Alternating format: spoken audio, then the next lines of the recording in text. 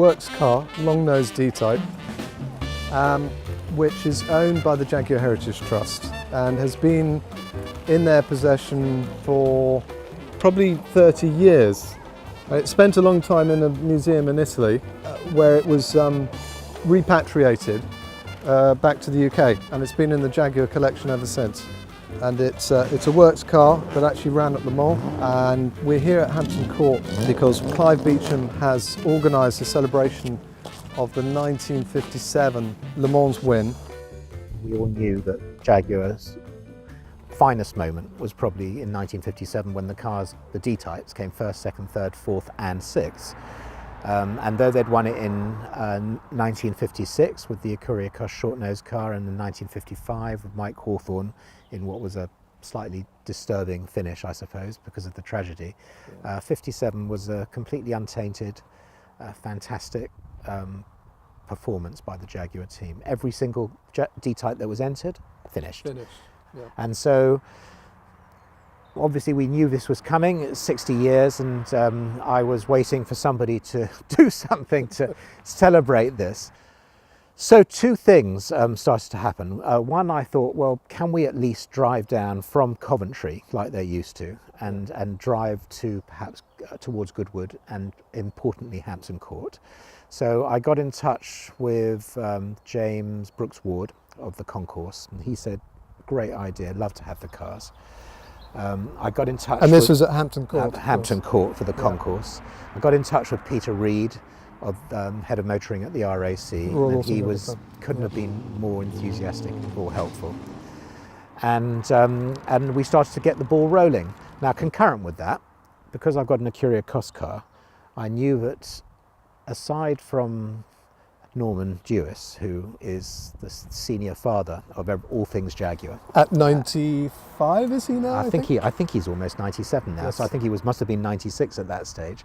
But anyway, older than you and me, virtually put together. But anyway, and with a much better memory than either of us. Oh, he's remarkable. Remarkable. I knew that in Australia there was one of these special mechanics called Ron Gordian, and I arranged for him to come over to be there for the celebration, because only he and Norman had the history that goes back to those particular days. And actually Ron's history was even to a certain extent more personal and unique. Because he actually engineered the car. He spanned the 1955 winner, he spanned the 1956 winner, and he spanned the 1957 winner. But there can't be many people who actually did that. I mean, nobody else did all three. No. Well, no, that's not true, of course, because nobody else did all three, because in 55 it was a works car. Of course. And when he came over from Australia, he got a job with Jaguar Works to begin with. That's right, and then he moved to Acura Cos. I arranged for him to come over. British Airways were wonderful because they paid for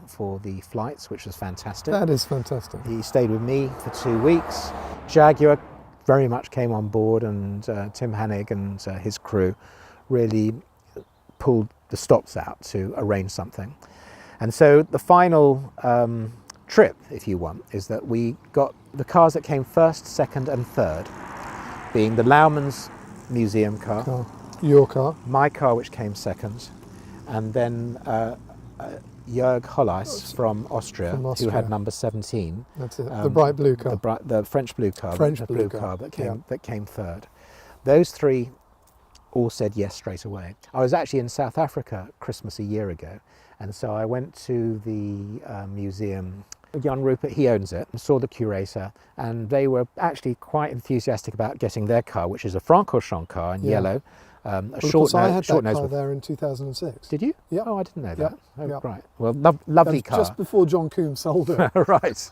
Well, that's a lovely car, and they wanted to bring it over. But the problem is that if you take a car like that out of South Africa and it's in trust, it's very difficult to get it in, and they weren't sure that they would be able to get the car back in again. Right. Okay. So eventually they said no, and the car that came sixth, which was Duncan Hamilton's car, 2CPG is now owned by Ralph Lauren. Yeah. And it was, I and think, that too much of an doesn't go out very often. No, and it was quite an exercise. So they considered it. They gave it consideration. It would have been lovely if they had it, but instead of that car, we pulled in two others. We had another car that came sixth in 1956, the Hawthorne car, and that's owned, of course, by Jaguar themselves. So we had 605 there, and also then Christian Glaisel, who owns the third Acuri Cos long-nose car, came along with his car as well. Yeah. So as a result of that, there are only 6 long-nose cars left in the world, actually. And actually, thinking about it, only 2 British Racing Green ones. Jaguar owns one, yep. and Ralph Lauren owns the other. Jaguar Daimler Heritage Trust. Beg your pardon? Yep. To be quite crystal clear. Absolutely, get that one clear. We should get that on record. Of course, it's the Heritage Trust. Yeah. They own one, and Ralph Lauren owns the other. Yeah. The other 4 long-noses that exist, 3 of them are the Acura Cos cars, and all 3 of them were there. And the only other long-nose car in existence is the one that's owned by the Collier Museum, which is white with blue stripes and has the Momo modifications. It's an incredibly original car, Cunningham car. Yeah. Wonderful car as well. Very, very original. Like 603, which is also, I think, only the Cunningham car and 603 have actually got their original interiors and are stupendously original, both of those cars. So out of the 6 long noses that exist in the world, we had 4 of them there, and it was an absolute privilege to have them.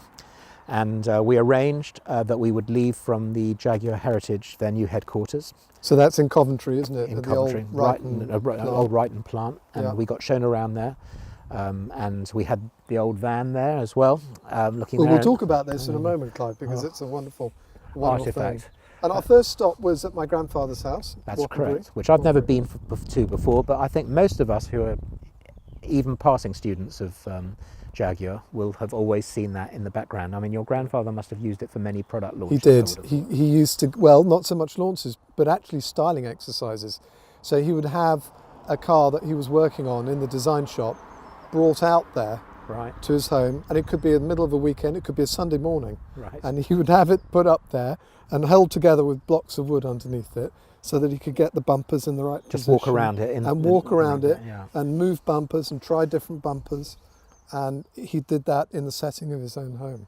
Well, I empathise with that a lot. I mean, I'm actually a chocolate manufacturer, and you know, I stare at products sometimes. You know, just even when it comes from the art department, I used to just stare at it until you feel you got it right. Looks right. Yeah. And I think particularly with cars, I find it, you know, it's fascinating really. But with cars, sometimes the great designs look slightly quirky when you first see them. The not so great designs you get straight away, because actually they're almost contemporary, and you know, they're not pushing boundaries. But the great designs take just that little bit of time to get used to sometimes, and then they and it's often just fine tuning. Your granddad must have had the most phenomenal eye. That's all, and very lucky to have, of course, Malcolm Sayer there too. Absolutely. For the penmanship, though he did the XK120 without him, didn't he? He did. He did the 120 before he knew his onions. Did your granddad? He did. And even the SS100, I think, you know, you have to say is a lovely looking car. It's a lovely looking really, car. I mean, gorgeous looking car as well. Yeah. So yes, we went to the hall and we lined all the cars up for a photo shoot. And I had Ron Gordian with me in my car. The Laumans were in theirs. Christian was with a journalist, I think. You were in one of the cars. I was driving the Trust car with Martin Hollingsworth. Hollingsworth. Yep. And David Brazil was trying hard to keep up with the van behind its top speed of 45. And I'm not sure how well we observed the speed limits, but we drove from there down to Silverstone.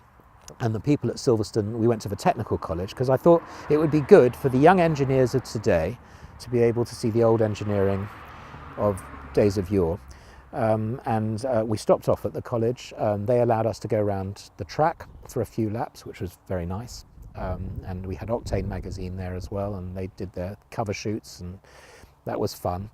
And then we went on to, from there we drove across country to Williams Engineering. To Williams Grand Prix, yeah. And I think the people were looking out of the windows of Williams Engineering and thinking, what the hell's going on here?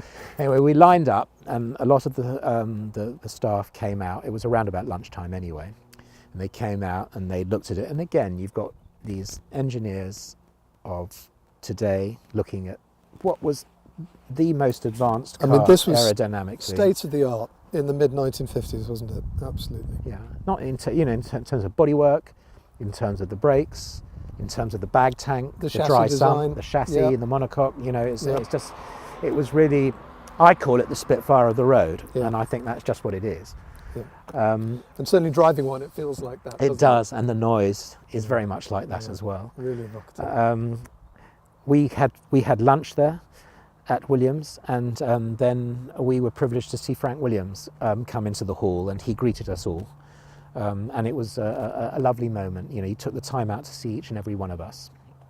And then eventually we packed up and we drove out.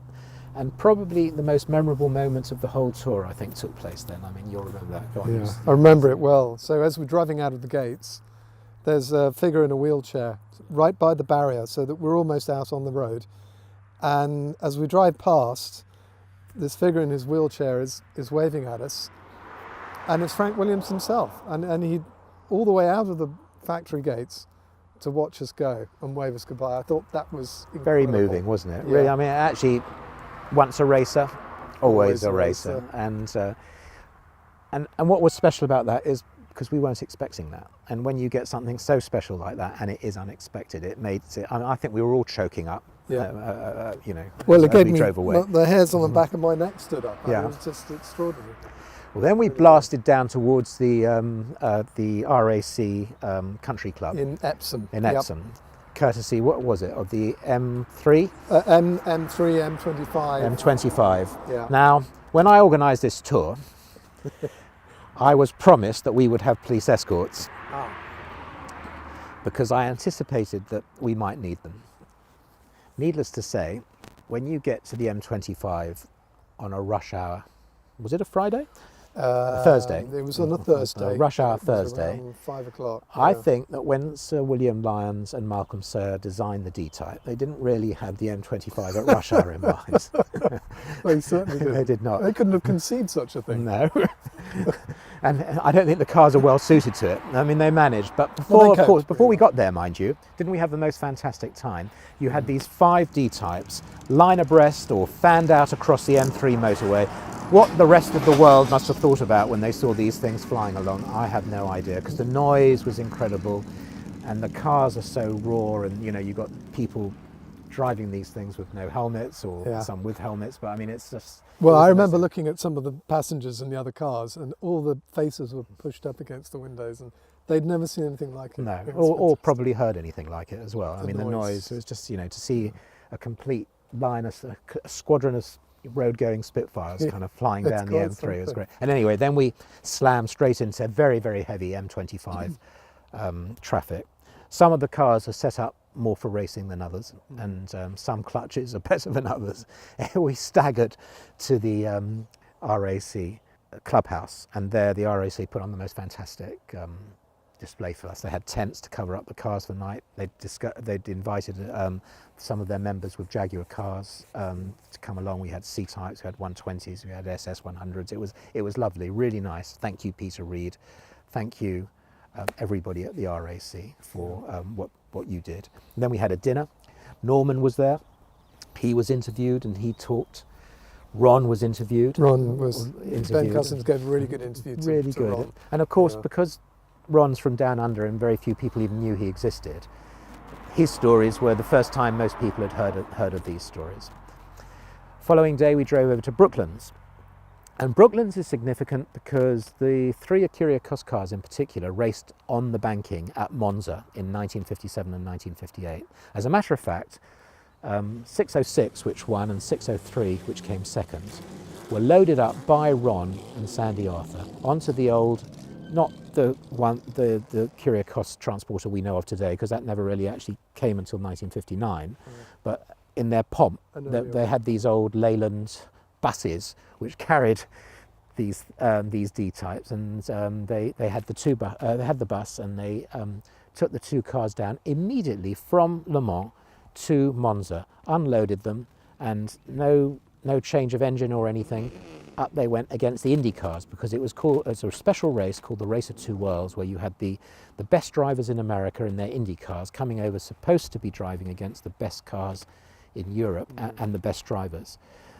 The European drivers thought that it was just too dangerous to drive these cars, and all of them bar one, and the 3 Kyriakos cars dropped away. So David Murray became a hero in the eyes of the Americans, And as it happened, Jack Fairman in my car, who didn't necessarily qualify that well, but the Jags have got 4 speeds and the Indy cars have only got 2 speeds. And I think there was a prize of some champagne bottles or money for whoever leads on the first lap. And as they were led off round the banking by an Alpha pace cars, Fairman realised that he had 4 gears, so he dropped it and he just blasted ahead of all the Indy cars. And I've got this wonderful film of the cars coming round in black and white with the American commentator talking about the Indy cars, and he said, "Oh, what's this?" "There's a Jaguar taking the lead," and there he goes. And then you see flaming the champagne. And you've also got stories of him actually going so high on the banking, and Ron told us about that. They actually took the straps and just a skin of paint off the side of the car. So there was a barrier lining the edge of the track. Absolutely, you're right up there on the banking. You know, I mean, you're going 150 miles an hour, and you know all about it. And you'll remember that at Brooklands. I mean, did you try and walk up that banking? I did. Yeah. Well, you couldn't. You can't. It's apparently steeper at Monza.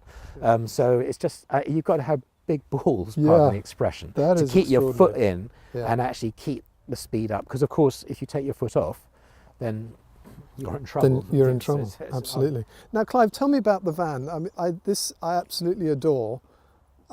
It's a wonderful evocation. Would that be right? Correct. So, I mean, we want to get this on the record straight away. It is not an original Jaguar works van. I don't think they exist, and if they did, nobody would know that they exist. No. I'm sure my grandfather would have made sure they were properly sold off and accounted for. Yes. Well, when I got the D-Type, I thought, what exists for Jaguar? And of course, Jaguar used to drive. They used to drive the works cars from Coventry down to Le Mans to the races. Acuria Cos at this stage were using the Leyland buses, which I don't think are anywhere to be found. No. And Dick did the most fantastic job on the Acuria Cos Transporter. So I began to think, well, what did Jaguar use? And so I worked with the Heritage Trust and people, and found out that you've had these Bedford KV vans. Now these are rarer than hen's teeth, believe it or not. I mean, you cannot. I looked for 2 years to buy one. There's a friend of both of us called Aubrey Finberg, who owns a C-Type. He's been looking for 10 years for one. Okay. And he virtually bit my head off when he found out I bought this. He was not pleased. I mean, he's been very nice and gracious about it, but he really, it shows you how difficult it has been to find. So where did you find it? I found it at the John Mould Museum in Reading. I'd originally rung them at the beginning of my 2-year search, and timing's everything in life. And they said no. But curiously enough, my father-in-law met the curator of the museum, and he said, "Look, why don't you ask Clive to give us a ring?" And I gave him a ring, and they said, "Okay, we'll sell it." I'd like to think that I'm reasonably good at business, but I've got to tell you, the negotiation was incredibly one-sided. And I was given the price, and that was it. And that was it. I hadn't told them what it was for, because I figured that the price would go up even more if I told them that it was for, to partner a Works D-Type. But when I did tell him, after we'd shaken hands, they said, "Oh, well, you'll be pleased to know that the van's in British Racing Green." Ah. And I said, "Well, unfortunately, Jaguar always had them in blue." Do you know why they were in blue? I have no idea. I know that they had the old Jaguar logo on the side. Yep. I've seen the Bedford CA vans, the smaller vans, and they had the Jaguar logo on the back, though I didn't have a picture of the back of a van. So I put the Jaguar logo on the back, and this I thought I would do. And I actually reckon that your granddad, because if you look at the 150s and the 140s, it does say Winners Le Mans, the boot badge, and on the nose badges as well, don't they? And so I think that if he had a van that was driving around in those days, he, with great pride, would have had something along those lines maybe on the back. But I can't say that was there. This definitely was on the back of the vans. Yeah, I've seen pictures of that. So that's the van, and does a full 45 miles an hour I was going following to say, winds. Yeah, now David drove this down, didn't he? David did, Brazell, yes. who looks after your cars. It's the only time he's ever driven anything of mine that's connected with Jaguar that he hasn't had a speeding ticket for.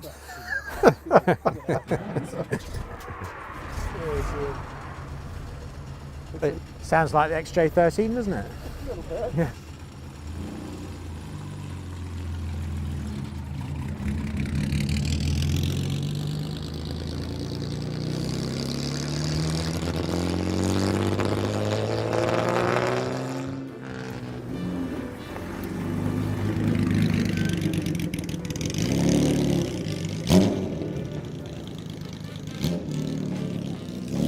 So it's a very rare sight to see them all together like this, and it's been a pleasure and an honour to be part of it.